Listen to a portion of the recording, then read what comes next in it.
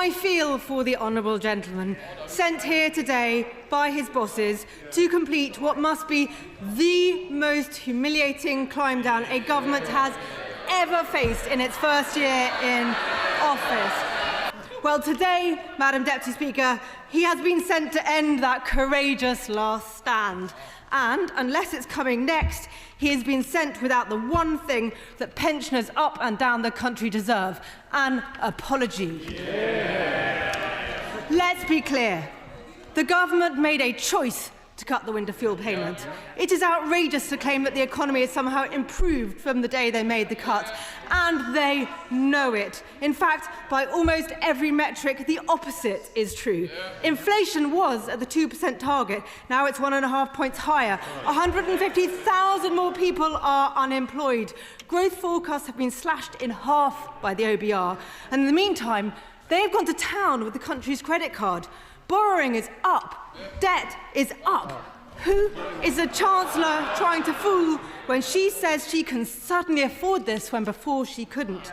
The fact is, last winter, she gave pensioners fuel money to the unions. Now she realises how unpopular that was. So she's pretending everything has changed. Perhaps the most surprising thing is she thinks anyone is taken in. 50,000 pensioners plunged into poverty this year, according to their own analysis. 100,000 extra pensioners ended up in A&E this winter. Their mistake has hurt people, and it is cowardly not to own up to it. Did they think they could just try out new policies like you try a new mattress? Unwrap it, see how it feels, sleep on it for a while, but if it causes a political backache, send it back. This rushed reversal raises as many questions as it answers. It's clear that when the Prime Minister stood up and made his big U-turn announcement in PMQs, he had no plan and no idea how he was going to pay for it. It's a totally unfunded spending commitment. Where is the £1.25 billion needed to pay for this U-turn coming from?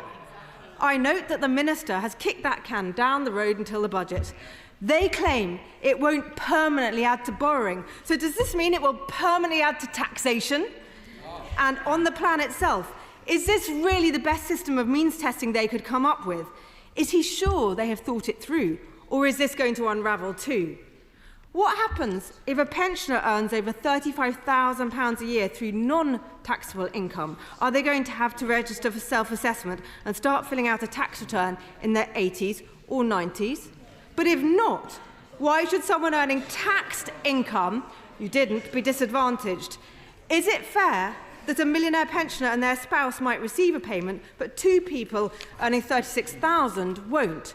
And what happens if someone dies in the period between receiving the payment and having to pay it back? Are they going to go after the deceased person's relatives? And two final questions, Madam Deputy Speaker. After all this, the savings for the Treasury this coming year may be as little as £50 million. Does he think it's worth it, and will he apologise? Yeah. Minister Bell. Thank you, Madam Deputy Speaker. I'll deal directly with two of the questions raised because I think it is important to provide reassurance. The Honourable Lady, the Right Honourable Lady, asks about what happens with an estate of someone that is deceased, and I want to be really clear that no HMRC will never pursue any estate for the winter fuel payment alone. She also asks about the levels of savings. As I set out in my statement, the savings will be £450 million a year within England and Wales, and that is very clear, and that is a significant saving. But more broadly, the Honourable Lady talks about apology. She comes here as the party of Liz Truss and lectures anybody else about apology. She comes here as the party of flatlining wages, rising debt, 200,000 increase in pensioner poverty, and asks anybody else to apologise.